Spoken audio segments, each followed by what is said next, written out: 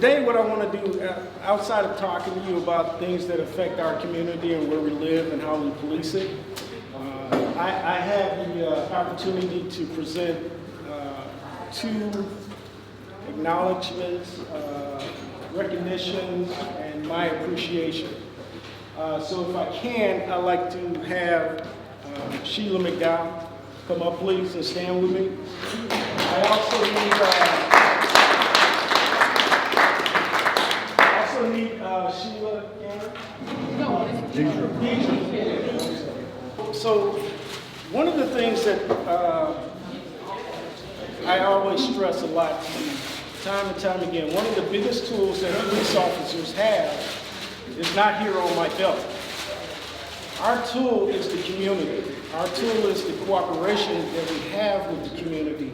Our tool is that vigilance of our citizens, your eyes, your ears. And then what I always tell you is like a moniker of mine. If you see something, call the police. Just call the police. If you want to talk to the chief, call me after you call the police.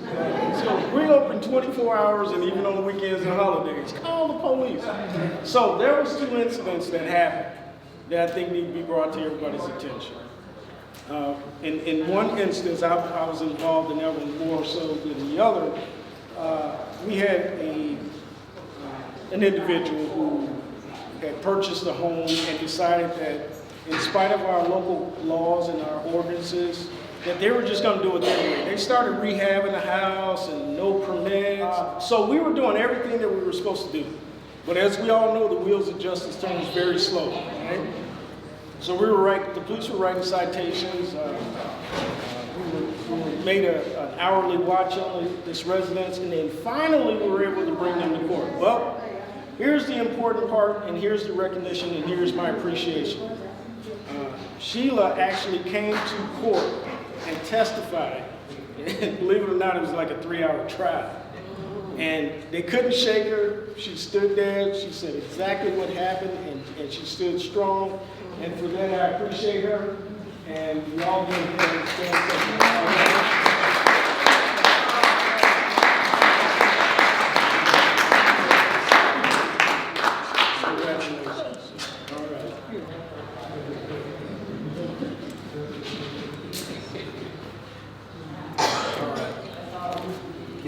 Thank you very much.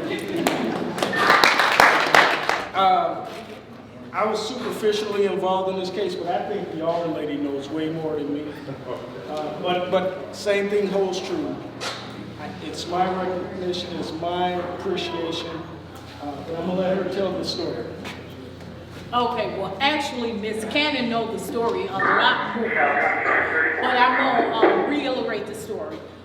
Miss Cannon came to the block club, and well, she had called me, and she came to the block club and she told us about how a school bus parked right on 163rd, and her daughter was looking out the window, and correct me if I'm wrong, if I get a little bit mixed up, and the bus driver got off the bus and decided he's gonna clean the bus and put all his stuff on the bus on the ground.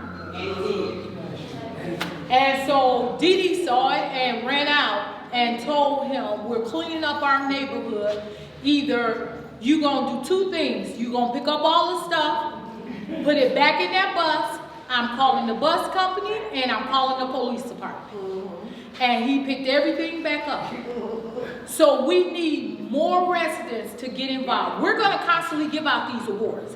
When I find out that residents are doing things in the second ward, we want to encourage you to do more. This is the town we all live in. So when you see something, say something. John Lewis, that's our state representative, that's what he said. So if you see it, say something. And we're going to reward you all because we live here. So today, Deidre Cannon, we want to thank you for helping to keep the city clean, because our Mayor Val, when he ran for election, he was cleaning up this town.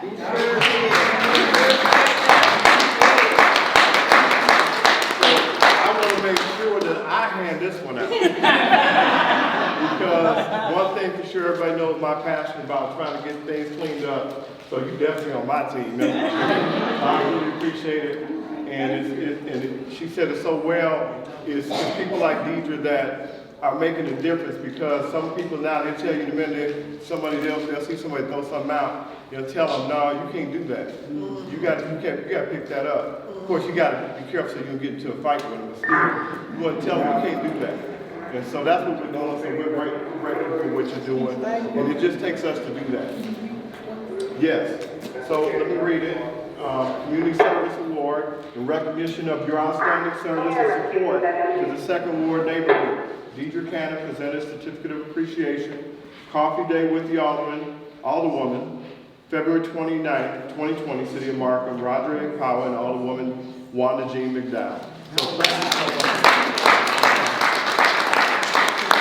So again, this is what we're really trying to continue to inject into the community, is just what we talked about just in a short time this morning, and we want to continue that. We want to continue to have these conversations. And I hope some of you all wrote some questions down. I have to leave for a funeral, but if you have any questions of me, I can take a couple, and then if not, give them to your old lady for sure.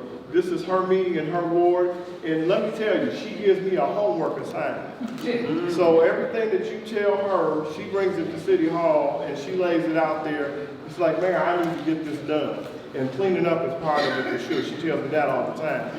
But we have to really say that, you said at council meeting, that dumping and things like that, it's really down. Yes, all that stuff is really, it's going by the wayside because of all of us and what we're doing. So really grateful. You know, we did have someone come in. I told him I was going to acknowledge him, but the fire chief, former fire chief is here, Ron Mosley. So give a wave. So it seems like all the firemen came to Victor Garrett, acknowledge him, stand up. It looks like we could just have us fire brigade here today. So it's really good that people come back home and they served and they given, and we acknowledge them as well. So really glad. So with that, all right. Okay, so the first question is, when will the alleyway be taken care of? I can tell you that we're really kind of taking some of those by specific calls, but we're still addressing houses. That's been kind of some of what we're doing, the streets and the houses, and we have gotten to the inner city now. Meaning, you know how we're doing 159, 167, we go down 163, cleaning up, that kind of thing. So if you have a specific alleyway behind you or something that you want to address, give that to Alderwoman McDowell today, and she can write that specific address down. We'll get behind you. We'll get behind your house, and we'll get that cleaned up. The next question is: there are old cars, bikes, tires piled up. Backyard faces my backyard. This is over 157th Street. Let's see. We've made some progress over there, but since I have the address, I'm not sure who exactly is from 2319. You don't have to let me know. I got the address, that's good enough. But we'll address it directly come Monday to start getting, especially if it's a vacant. If it's not, then we're gonna write whoever lives at the house a ticket.